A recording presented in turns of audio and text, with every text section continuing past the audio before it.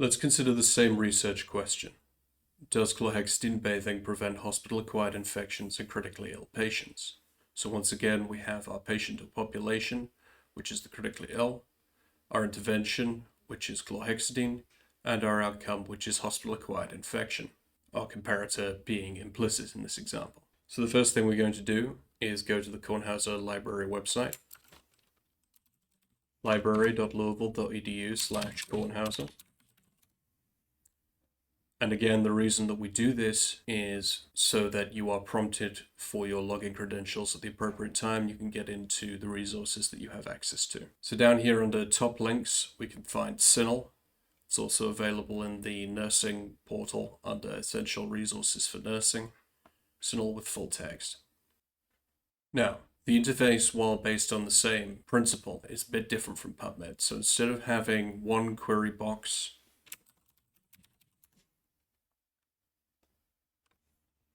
here, and then when we type in our searches, they appear in a table down here. Instead, what we have with CINAHL is multiple search fields, indeed theoretically infinite search fields, and all of the business of finding controlled vocabulary and adding it all happens without leaving this one page. Let's see what that looks like. Critically ill is our patient. So as with PubMed, CINAHL has a system of controlled vocabulary. Unfortunately, CINAHL and PubMed use different systems. So just because something is a mesh term does not mean that it works as a CINAHL heading. So we have to go through the process of looking up what terms are available to us and adding them, and then adding keywords as well, all over again.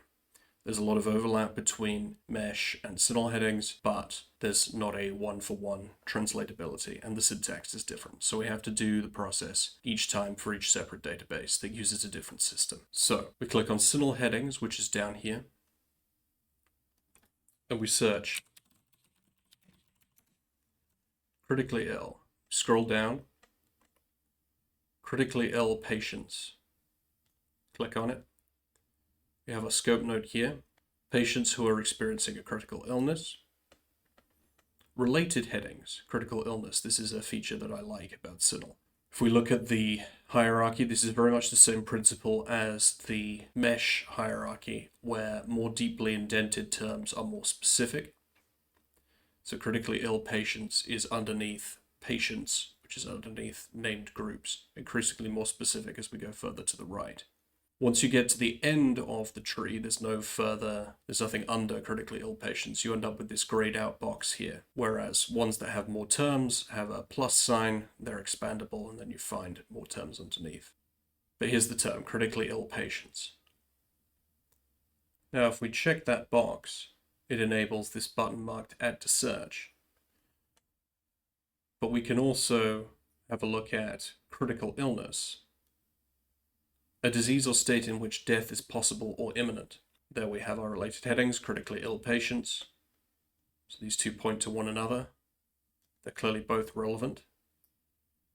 So we check that one as well. And then that also enables this field, which says join terms using or. You can use or and in this instance. These are synonyms for one another, so we're going to include both of them and combine them with or. We're going to combine with or because any article that's been marked as related to critical illness, or has been marked as related to critically ill patients, or has been marked as both, is fine with us. So we're going to join using or, add to search. The syntax is filled in similar to how the mesh database works. It's slightly different in terms of how the syntax is organized. Instead of having the double quotes and then after the term mesh in square brackets, you have MH, which of course stands for CINAHL heading, to the left of each term, before each term, MH in all caps, and then the double quote marks. Slightly different syntax, but it will be filled in for you if you use this interface. What else do we want to look for? What about critical care? Critical care. Medical care provided to patients in critical condition during a health crisis or emergency. Related headings. Intensive care units, that sounds relevant. And critical care. Now, if we look at the hierarchy, This one has an expandable structure with more terms underneath it. So we have intensive care neonatal, which itself has kangaroo care under it, rapid response emergency care, early goal-directed therapy. Now over here, this is the explode column. Explode meaning include terms underneath this term in the hierarchy. If we uncheck that, we'll no longer get articles that are marked with these terms. We'll only get articles that are marked specifically with critical care. However, if we want to include all of these terms underneath, we can leave that checked. Then we have critical care and intensive care units. Let's just check intensive care units. Specialized hospital units that provide comprehensive and intensive care to critically ill patients who require close monitoring, specialized treatments, and life support systems.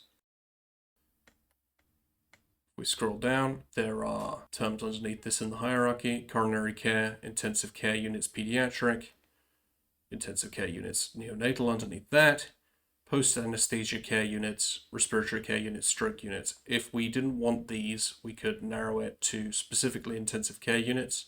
Again, we'd check this and then uncheck this box to not explode the term.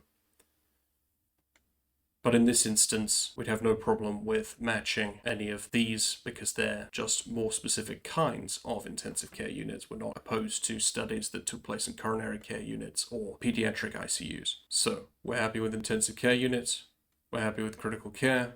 ICU psychosis is a different thing. We don't want that. Join terms using OR because, again, these are related to the same consideration, which is the critically ill. And add to search.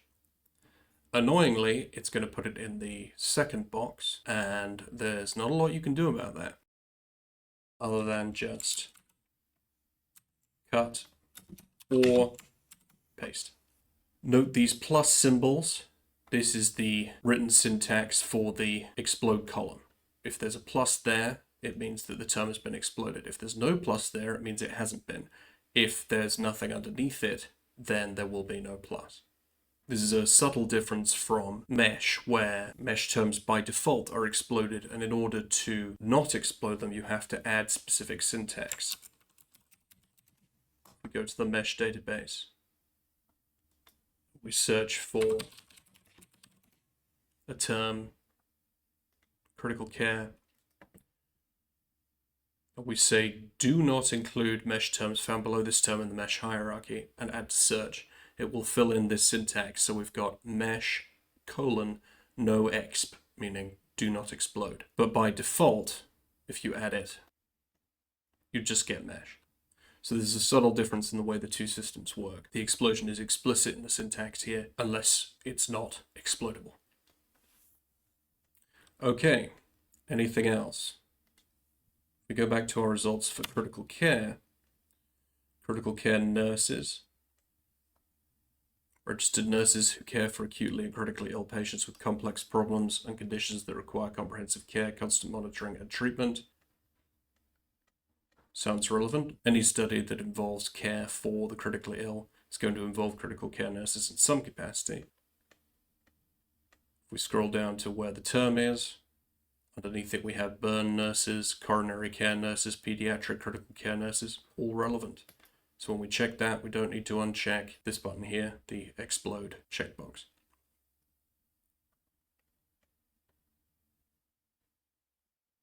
Let's look back at our list. And notice when you go back, it stays checked, so you can find more terms, check them all, and then press add to search, and then they will appear all together in the same box. I believe that is the thinking behind this interface. For me, that doesn't work so well, but it is what it is. Critical care nursing. Burn nursing, coronary care nursing, pediatric critical care nursing. All relevant. A nursing specialty that focuses on the care of acutely and critically ill patients with complex problems and conditions that require comprehensive care, constant monitoring, and treatment. All good. Let's go back. Now we have pediatric critical care nurses and pediatric critical care nursing, but if we remember from the hierarchy, those were actually underneath. Here's pediatric critical care nurses.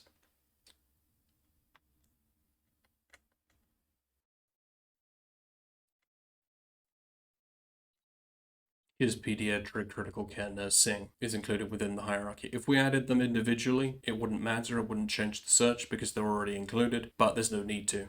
So we can save ourselves some time by remembering that this is underneath this. We have our two terms, we can add to search.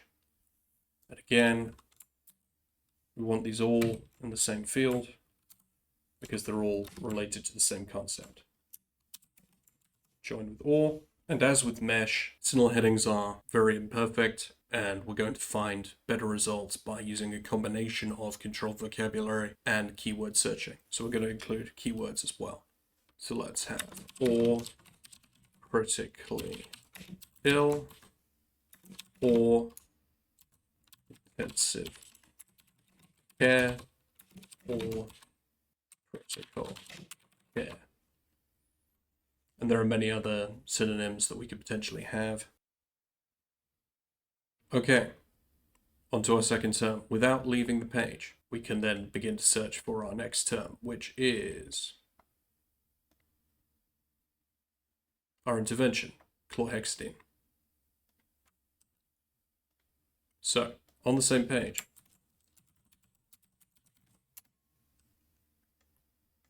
chlorhexidine.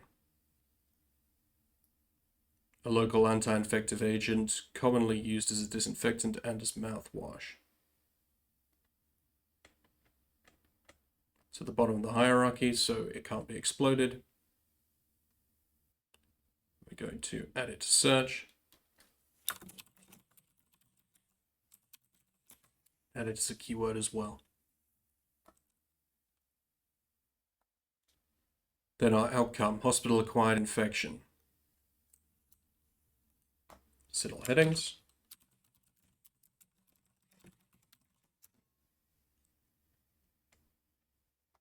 Cross-infection. Hospital-acquired infection, use cross-infection. That means this is a term you might be looking for, use this one. So here it is, cross-infection. Used for cross-infections, health facilities infections, health facility infection, hospital-acquired infection, hospital infections, hospital-acquired infections, nosocomial infection, nosocomial infections. Much like the entry terms in the mesh database, these can be used as synonyms or keyword searches. Cross-infection, disease transmission, patient to professional, disease transmission, professional to patient.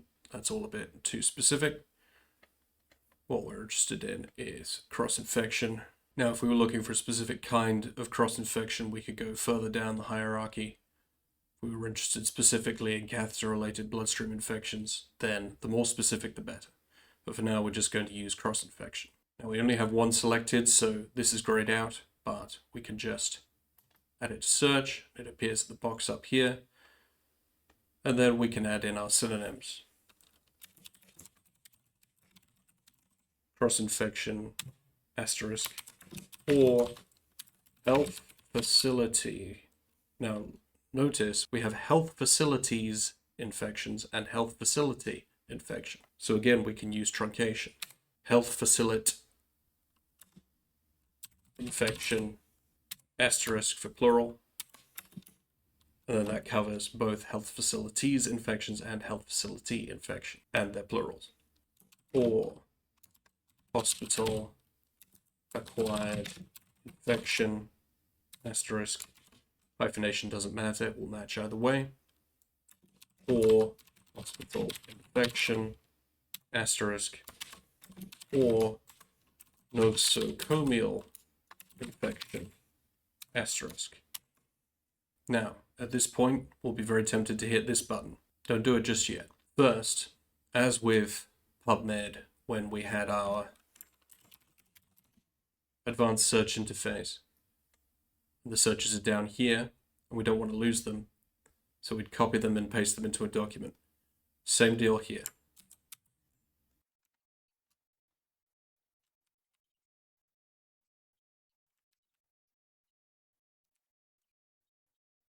Do not skip this step. Copy and paste them into a document so that you can use them again. The reason for that is that this might disappear, and unlike PubMed, running previous searches again in an edited fashion is not straightforward. So copy them down, put them in a document for safekeeping. Don't rely on this interface to preserve your searches. Search. 489 results. And the same problem as in the PubMed search that we ran, we should have specified not just chlorhexidine, but chlorhexidine bathing. So we're going to go back. Fortunately, it has preserved the search in this instance, but don't rely on that. We're going to add another field.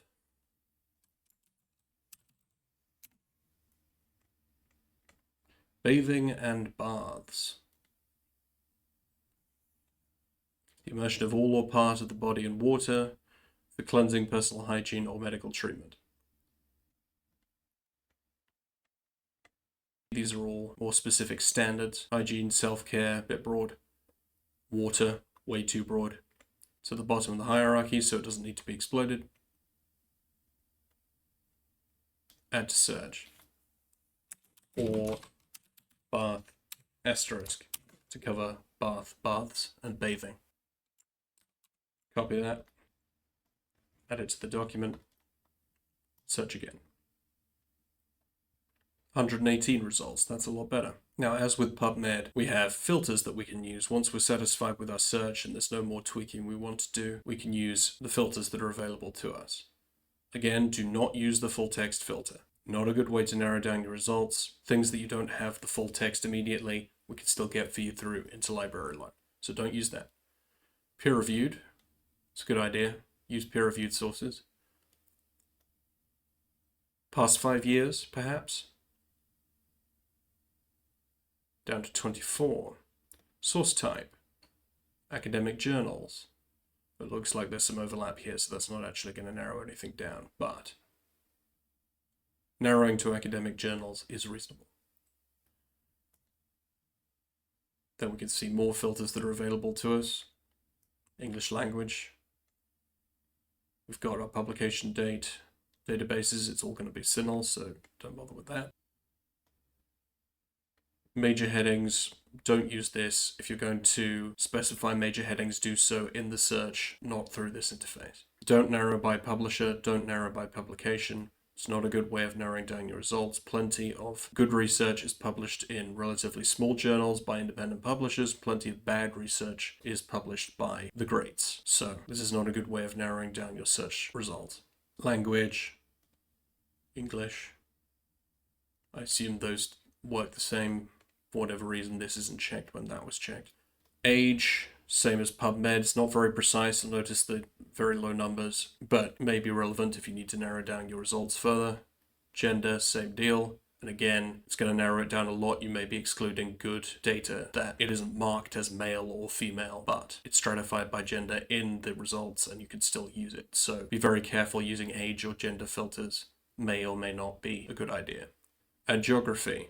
If you are specifically interested in the USA, how things work under a specific healthcare system, for example, or perhaps it relates to an epidemiological phenomenon that rates of certain diseases or endemic pathogens that you're interested in, for whatever reason you're interested in a specific area, that's a perfectly reasonable way of narrowing it down.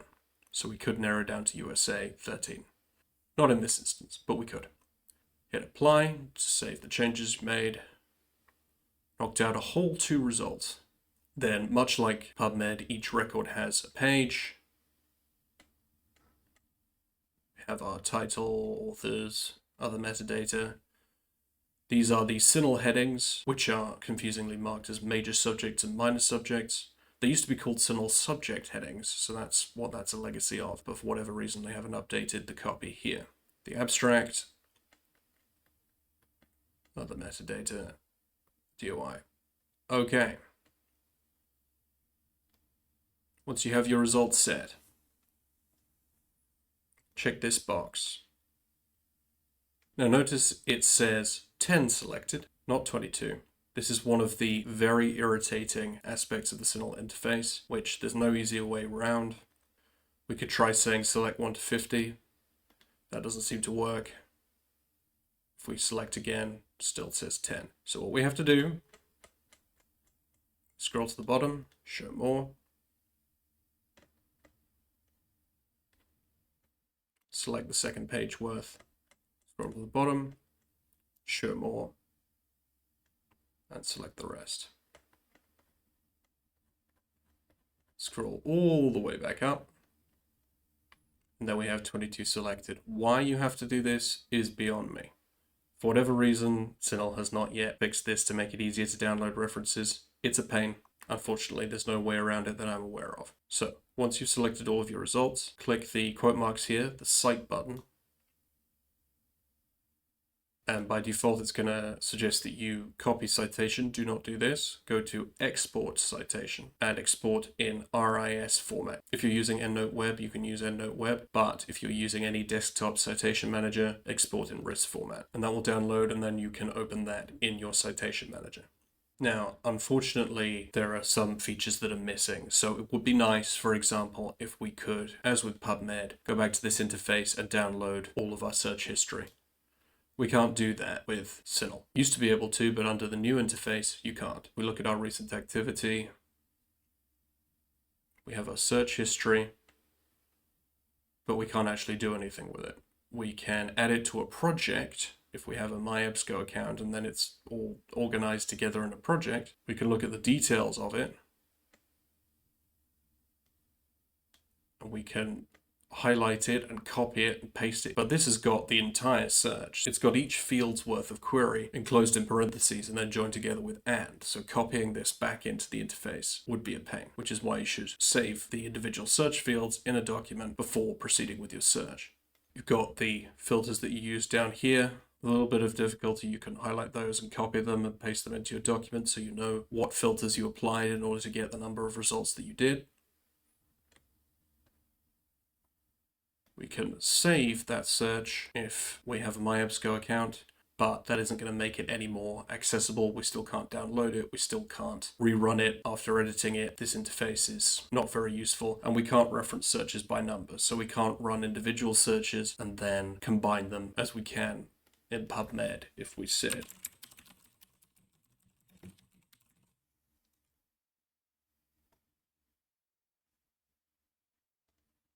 1 and 2. We can't do that in the CINAHL interface, unfortunately. Again, used to be possible, it was recently updated, and now it's no longer possible, which is annoying. Then if we go back to the search interface, this is wiped, and if we want to redo the search, we need to copy in the search fields one by one.